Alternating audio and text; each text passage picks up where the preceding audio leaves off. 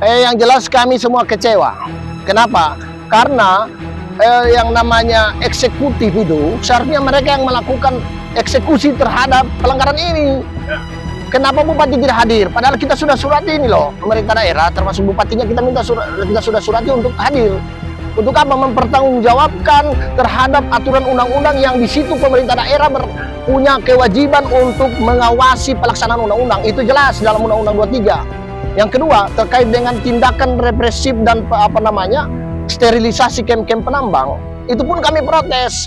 Atas dasar apakah Polres Pohuwato melakukan sterilisasi dengan dasar surat justru permintaan sterilisasi dari perusahaan yang hari ini perusahaan itu dinyatakan di dalam OSS dinyatakan bahwa mereka punya izin itu belum terbit. Dan itu tidak multitafsir. Satu, bahwa izinnya belum terbit. Artinya secara hukum mereka telah melakukan pelanggaran undang-undang yang justru kemudian di-backup oleh kepolisian. Maka saya nyatakan ke teman-teman ya, bahwa kami berencana akan melaporkan ini ke kepolisian, tindak pidana ini. Lalu yang kedua, kami akan melaporkan tindakan sterilisasi kem penambang yang menurut kami tidak prosedural dengan tidak menaati asas-asas kepastian hukum. Itu kami akan sampaikan ke Kompolnas dan ke Mabes Polri bidang pengawasan untuk membuktikan bahwa ini semua salah penerapan sterilisasinya, salah mereka. Kemudian hari ini ikut melakukan bantuan sterilisasi ke perusahaan. Nah, terkait ini dengan pengamanan yang ada di lokasi, kan sekarang ini Pak Supriyanto Puluhulawa tadi menyatakan bahwa yang dia lakukan itu adalah upaya-upaya untuk menyelamatkan para penambang dengan mengatasnamakan safety. Nah, bagaimana tanggapan Pak Sony terkait hal itu? Safety itu kalau mereka sudah sesuai izin gitu. Kalau izinnya sudah lengkap, sudah memenuhi persyaratan semua secara paripurna, itu baru bicara safety.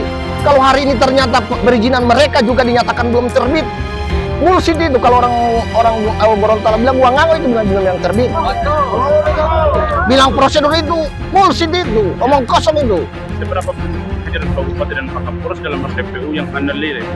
Penting hari ini karena itu fungsi pengawasan. Bupati itu harusnya dia mengawasi lewat dinas-dinas terkait termasuk DPMP, TSP Kabupaten untuk mengawasi pelaksanaan dari undang-undang itu. Yang itu merupakan produk OSS, itu produk dari BKPM, di bawahnya ada dinas DPMP, TSP, sehingga Bupati bertanggung jawab langsung terhadap penegakan hukum ini.